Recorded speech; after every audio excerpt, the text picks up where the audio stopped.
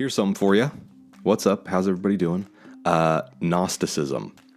I think that the cosmology of Elden Ring is very influenced by Gnosticism. I think it takes a lot of ideas from Gnosticism that are really interesting. So let's talk about that. So what is Gnosticism? This was it was not exactly one set religion, but it was kind of like a family of religious and philosophical ideas that arose in the 1st and 2nd centuries AD. It pulled especially from Judaism, but also grew up alongside early Christianity and was very influenced by things like Neoplatonism and Greek and Roman mystery religions, which were these cults dedicated to a specific god or goddess. Initiates would go through these secret rituals to attain mystical knowledge, secret knowledge, and they would be bound to secrecy, right? That's why they called them mystery religions, because the gods and these rituals that you would go through were supposed to initiate you into these mysteries. It was formally denounced as heresy by mainstream Christianity. So it did not last long. There are a couple of surviving Gnostic religions and offshoots of Christianity, but the time that it was really thriving and flourishing and super influential was the 1st and 2nd centuries AD. But we still see its influence today in a lot of different things, in literature, in books and philosophy, and in video games too, which is what we're going to talk about. So, what did Gnostics believe? Well, the first important thing to know about Gnosticism was that it was strongly influenced by this idea of dualism. So some Gnostic thinkers went so far as to say that there are two gods. There is a good god and an evil god, and they are locked in conflict with each other. Other streams of Gnostic thought didn't take it so far, but they would still say, yeah, there are good spiritual forces and evil spiritual forces at work. Or just, good forces and ignorant forces that need to be enlightened, that need to come to understand these mysteries. There was an elevation of the spiritual over the material. So we've got these two different realms and these two different sets of forces, right? The material and the spiritual. Gnosticism would say that the true and good things are spiritual. But everything that is material, our bodies, this world, all the stuff around us, physical reality, is lesser than the spiritual. Some might say it's outright evil. Others might say it's not as bright and good and full. It's sort of dim and hollow. We live in a kind of dim and hollow material world versus the vibrant and real spiritual world. These three things that I have bolded here are the three things that I want to focus in on, because these are three things that we really see in Elden Ring. The first is this idea of the monad. They loved the monad. They were always talking about the monad. The monad is it is the source of all spiritual reality. It's not exactly like God, but you can kind of think of it that way. The monad is this eternal, perfect spiritual force from which all other aspects of spiritual reality flow. It's kind of like a lake that has a bunch of rivers draining off of it. The rivers might have their own names, they're going in their own directions, but they all come from the same source, and the water that's in the river is the same as the water that's in the lake. So we have the monad. Everything that is spiritual flows from the monad. It emanates from the monad. That's the second point. There is this concept of distinct spiritual entities that have their own personalities and wills, but they are flowing from the monad, from this one perfect spiritual being. Some Gnostics in, texts like the Apocryphon of John call them eons, Aeons. They're not exactly like angels. They're just lesser spiritual forces that have this direct connection to the monad. And we have this whole host of eons, this whole host of characters in these very dramatic stories. And one of the things that flows from one of these eons, from one of these lesser emanations of the monad, is this thing called the Demiurge. So the story, again, in this text called the Apocryphon of John, this is a text that is supposedly a conversation between Jesus and the disciple John. After Jesus dies and comes back to life, Jesus reveals this Gnostic, mystical, spiritual reality to John, and he tells them this very dramatic story.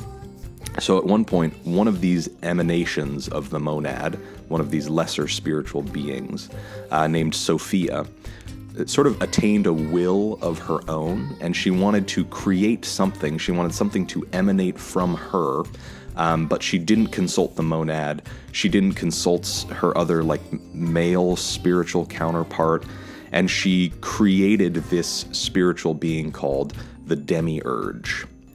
The Demiurge is usually depicted as a being that has the head of a lion and the body of a snake. It's like a chimera almost. And she is horrified at what she's created. It's this imperfect spiritual being. She knows that she did not consult, the monad, the great one spiritual reality. She's created something that's almost like an abomination a little bit. So she tries to hide it from the rest of the eons and from the rest of the monad. Well, you can't really hide anything from God. So eventually she is separated from the pleroma, which is just the word for the place where all the spiritual beings live is the pleroma. It's this place that is infused with the monad's spiritual power and presence. She's separated from that. Her separation from the pleroma produces this grief inside of her. She wants to come back. She wants to be integrated back into this community. And that desire and longing, that's the first time that any sort of desire or longing has ever existed in the universe in this story, because it used to be that everything was always connected, but now we have this separate entity, Sophia and the Demiurge. So her longing produces material reality and souls, and those are things that had never existed before. Now, the Demiurge has, this little weird lion-headed snake baby that she has. She has hidden this thing. The Demiurge is ignorant of this spiritual reality. It does not know what its heritage is. It does not know about the pleroma and the monad and the emanations. So it sets to work creating a universe with all this material reality and all these souls that have come into being. And the Demiurge, I think reasonably so, thinks that it is the one God, because it doesn't know of anything else above it or higher than it. So the Demiurge creates the world that we live in today, the world where you are sitting and listening to this on your computer, on your headphones. This is the Demiurge world that we live in. So it's responsible for creating this material world, and it invested human bodies with a soul or some kind of spark of divinity. Sometimes philosophers call this pneuma. It's just the Greek word for breath. So human beings have some sort of soul inside of them. A piece of us is spiritual and still in some way connected to the pleroma. So that is one of the reasons why human beings suffer in Gnosticism, is because we are sort of trapped in these spiritual bodies, or in these physical bodies, but we have a spiritual side to us that wants to go rejoin the pleroma. So the Demiurge creates the world. Archons are these beings in Gnostic philosophy that rule over these material realms that we have. And again, sometimes they're painted as totally evil. Other times they're just sort of semi-hostile or just ignorant. They are flawed spiritual beings. So everything that they do carries down some of those flaws with them. Because the Demiurge is imperfect, it created an imperfect world. This is sort of how Gnostics dealt with the problem of evil and pain and suffering. The classic question, right? If you've ever taken any kind of philosophy or theology class, if God is good and all-powerful, why do people suffer? Is God incapable of preventing suffering? Does God ordain suffering?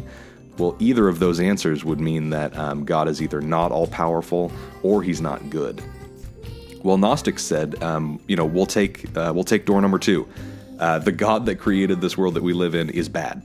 Bad, ignorant, imperfect, and that's why there is suffering. That God is not worthy of worship.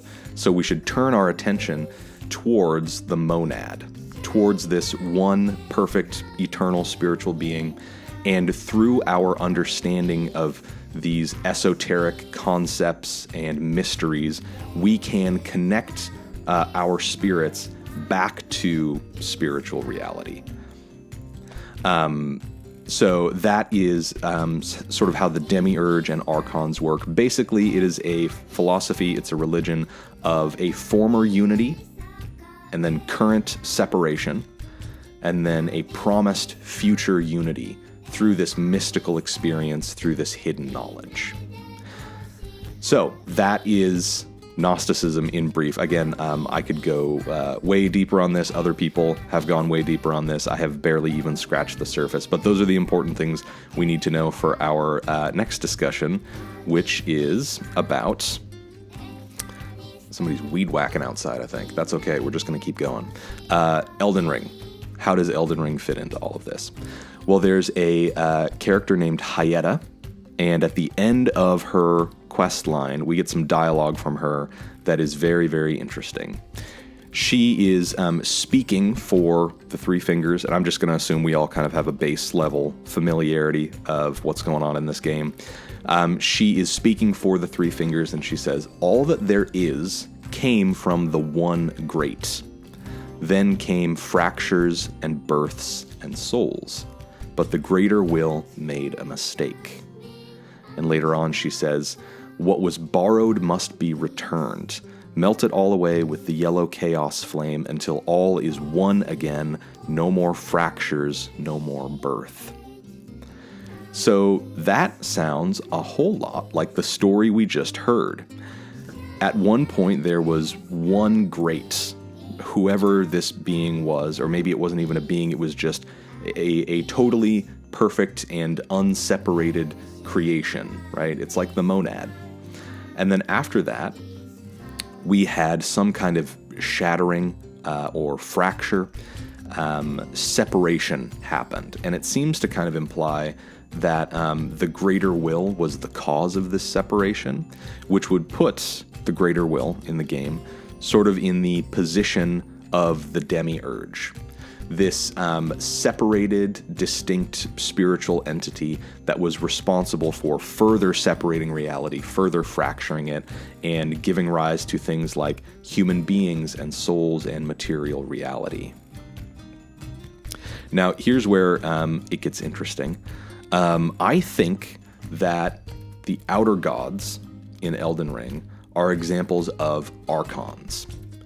They are these distinct spiritual beings that are trying to exert their will over the world, but they can't do it directly because they are spiritual, right? We never actually meet. I think this is a complete list of at least all the confirmed outer gods. The Formless Mother, the Frenzied Flame, the God of Scarlet Rot, and the Ghost Flame God. We never meet any of these in person. Even the Frenzied Flame, we meet the Three Fingers, but that's not the Frenzied Flame. That's like a vessel or something that is enacting the will of the Frenzied Flame. That's not the actual outer god. So these are distinct spiritual beings. They need some kind of material vessel to exert their will on the lands between. And I think that they're in some way connected to this former unity, right? I don't think they come from somewhere else. I think they're other things like the greater will. They are competing with each other to gain power and control over this material existence that we have now. One of them has kind of a unique goal, right? The Frenzied Flame wants to return everything to that former unity instead of continually separate things. So these outer gods are trying to find these Empyrean vessels to exert their will. Right, the Formless Mother is probably using Mikola with the help of Moog. The Greater Will was using Marika. I don't know what the Ghost Flame God was trying to do. The God of Scarlet Rot was using Melania. And the Frenzied Flame chooses us, which is interesting because we are not an Empyrean. So the Frenzied Flame's goals are sort of distinct from these other archons or these outer gods here. Now, another thing that I just thought was kind of interesting was that Golden Order fundamentalism might agree more with the Frenzied Flame than they think they do. Even though they have imprisoned this thing, way below Lane Dell, they're terrified of it, they're trying to keep it down. In this incantation that you can find called Law of Regression, the description here says, the fundamentalists describe the Golden Order through the powers of regression and causality. Regression is the pull of meaning that all things yearn eternally to converge. So it sounds like at least the fundamentalists understand that there is this pull for things to return to this unity, to this shared spiritual experience that used to be the status quo. Things are trying to get back to that. They want to converge back together. They want to regress back to the former state. So they are fighting to keep that from happening, but it seems like they at least understand that this is a law of the universe, that things are sort of pulling back together. The last thing I wanted to talk about here was just the idea of chaos. Has showed up a few times in Fromsoftware's games. Obviously, it shows up a lot in world religions and philosophies. In mathematics, chaos is the name for a pattern that is just too complex to be discerned or understood. Because, at least the physical universe that we live in, nothing is actually random. Nothing is actually truly random or truly chaotic, because at the very base level of our reality, we have these physical laws that are governing things. Or at least, we think that we have these laws and we think that we understand them and we're striving to understand them. So at least for a lot of scientists and mathematicians, chaos as a pure thing, like true randomness, doesn't really exist. But most of the time, chaos, especially when you're talking about ancient religions or the ancient roots of modern religions, is this idea of infinite potential or primordial creation. There are lots and lots of different religions that have a story of some sort of god or pantheon of gods bringing order to chaos and creating the world that we have today. And in many of those religions, that is seen as an unambiguously good thing, right? This chaos, this darkness, this sort of bubbling stew of nothingness that held everything inside of it, that was waiting to be ordered. It needed to be ordered by these divine figures, and it was good that they did that. Gnosticism, and possibly Elden Ring through this character of Hyetta, sort of asks a very interesting question, which is, was that a good thing? Was this ordering of chaos a good thing? Because before, everything was one. It was all connected. There was no separation. There was no desire. There was no grief or mourning or pain, because how could there be if everything was just one thing? That's a very Buddhist idea, this idea that pain comes from separation or the illusion of separation. You are in pain because you want something that you don't have, but you don't realize that you actually already have everything you need. You are still a part of everything else. So the Frenzied Flame, Hyetta, Gnosticism, Their stance is that actually this separation and this quote-unquote ordering of chaos was a bad thing because it separated people and made them distinct. But people like the fundamentalists and other most mainstream religions in our own world would say that this order was a good thing, and it is something that needs to be preserved. We don't want to lose our distinctiveness. We don't want to lose our individuality. That would be worse, right? We want to maintain the status quo of things being ordered and separate and distinct. So, I love that you have both of those things together side by side in this game. It doesn't come out and tell you which one is right and which one is wrong. It just presents these ideas that have been rattling around in human heads for, at the very least, 2,000 years now, probably much, much older than that. And I think that is what gives this game some of its feeling of authenticity. A lot of video games, when they include some sort of religion that's been fabricated for the world of the game, it just feels so shallow. It doesn't really feel anything like if you've studied world religions. It doesn't seem nearly as complex or interesting or contradictory or confusing as real-world religion can often be. But with Elden Ring, I think they nailed it because it is very confusing and it is very contradictory and hard to understand. But I think that is just kind of an honest way of looking at religion because oftentimes that is how it feels to the people who study it. So, there you go. That is Gnosticism in Elden Ring.